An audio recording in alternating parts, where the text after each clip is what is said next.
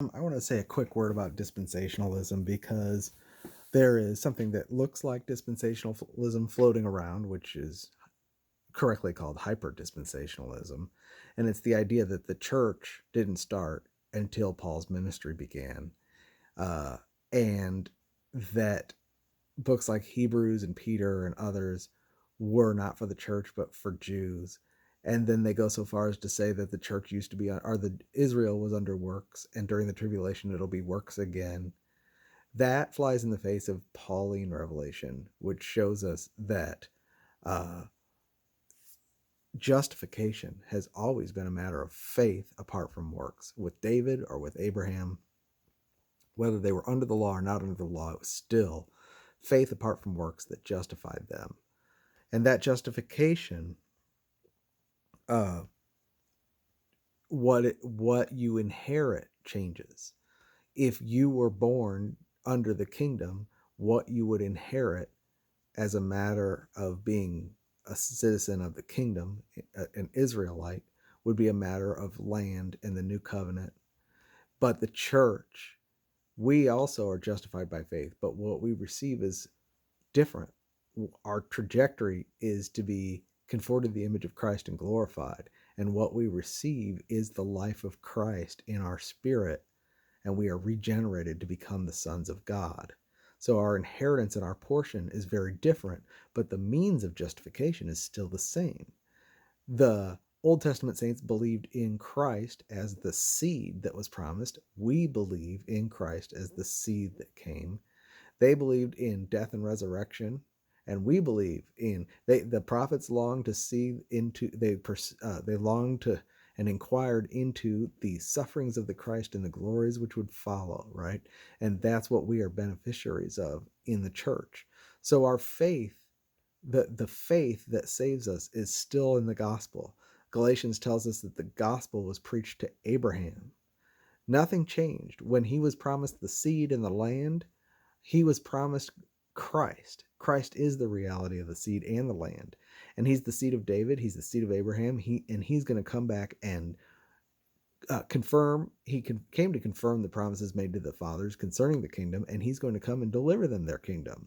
We are not under that.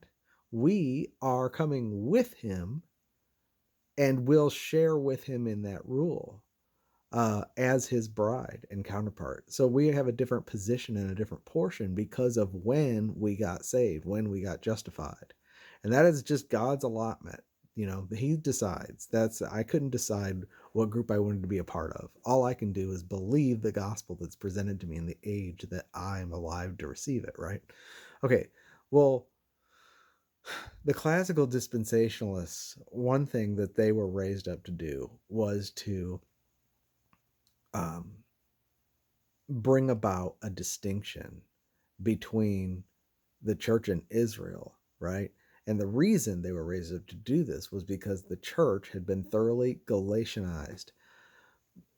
Now, half of that had been resolved when Luther and the Reformation was raised up. Sorry, I'm retired. The Reformation was raised up and they recovered justification by faith. They saw that Christ is the righteousness of the believer. So they saw that the qualification to enter and be at peace with God had to do with the blood of Christ and no human merit. But when it came to sanctification, they then went back to the law and to works and tried to put together a patchwork of works from the law, from Matthew, from different places where Jesus taught. They had not yet seen what I call Pauline spirituality. And that's really what the brethren were raised up to bring back, uh, to see that Christ is not only our righteousness, but he is our sanctification. Our sanctification is not a patchwork of works. It's not growing in the ability to give more and love more and do more and follow the commandments of Jesus. That's not our sanctification. All those things are just pictures. Our sanctification is Christ himself manifested in us. That's what Paul came to reveal. All the riches of the glory of this mystery, which is Christ in you, the hope of glory.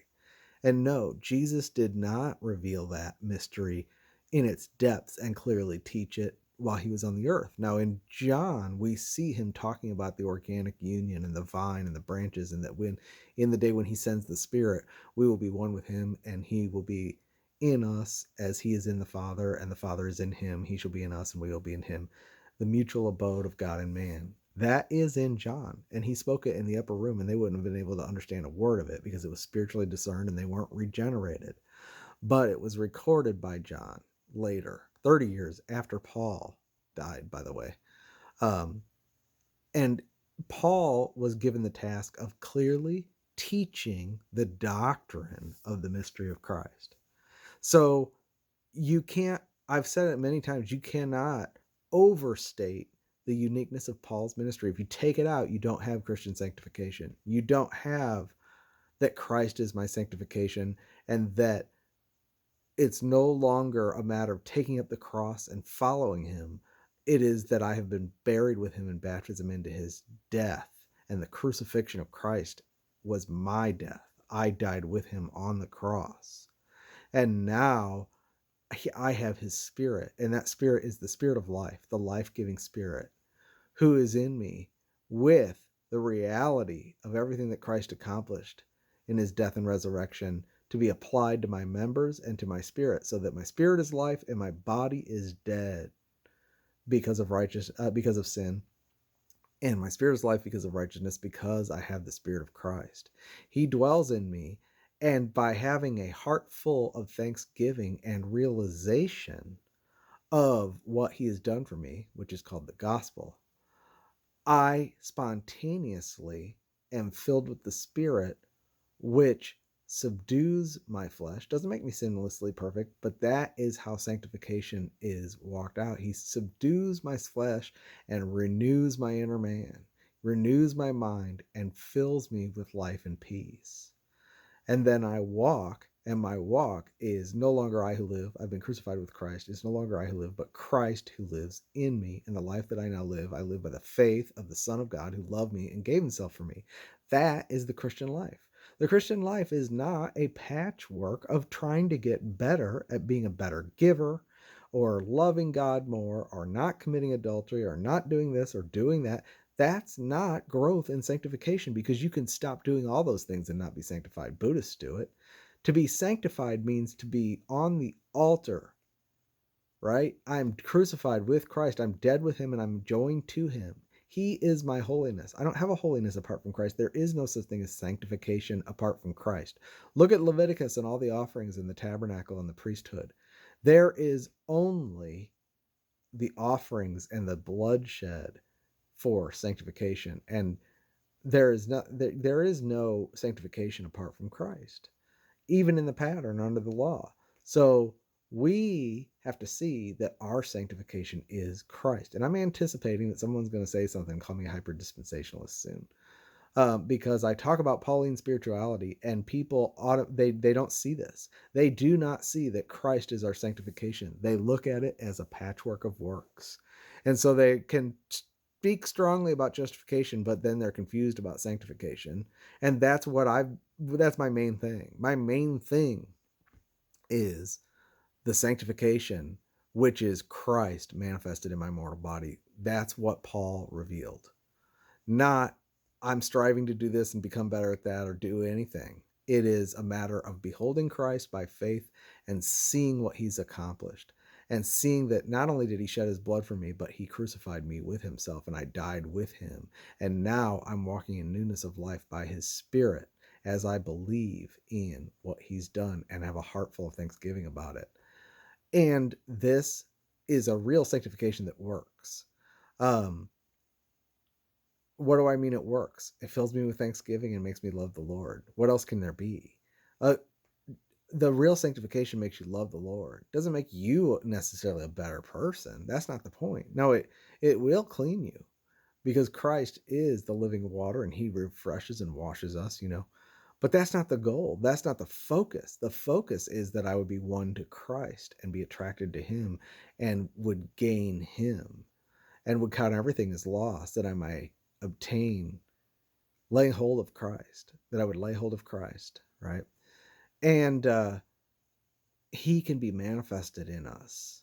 That's the Christian life. The Christian life, the real, when you want to talk about sanctification, it is Christ magnified in me. That's the only thing that matters. You can clean up your act and not be more sanctified.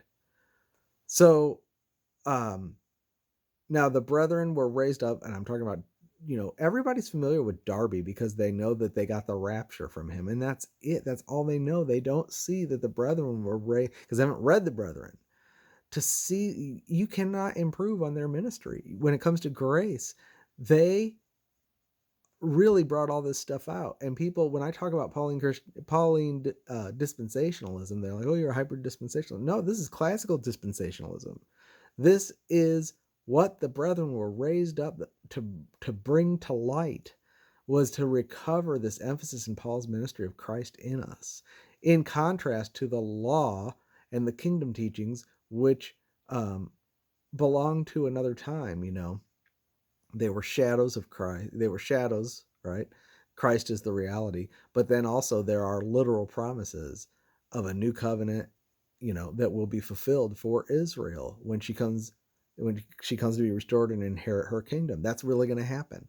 And so they saw the prophetic stuff as an outworking of their focus on grace.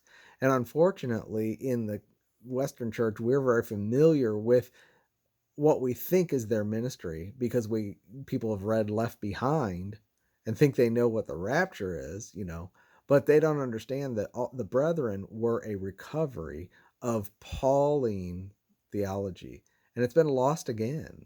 It's not in the institutional churches. You're going to find nobody talking about it. People talk to me all the time on my channel about how I can't find anybody that nourishes my inner man. You talk about the nourishing of the inner man. You talk about Christ in me.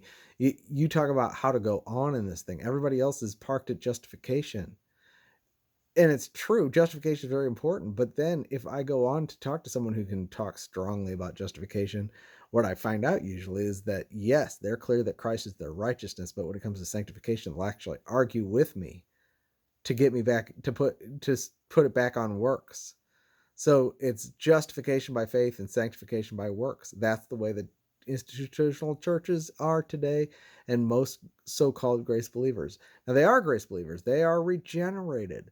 But if you think sanctification is a matter of works, then you are going to build with wood, hay, and stubble. So that will affect things. And we'll just leave it at that. Christ is our sanctification. And that's really, I think, what's come about to be one of my main focuses. That's one of the main things that God's given me to teach about quite a bit here. So, all right, talk to you later.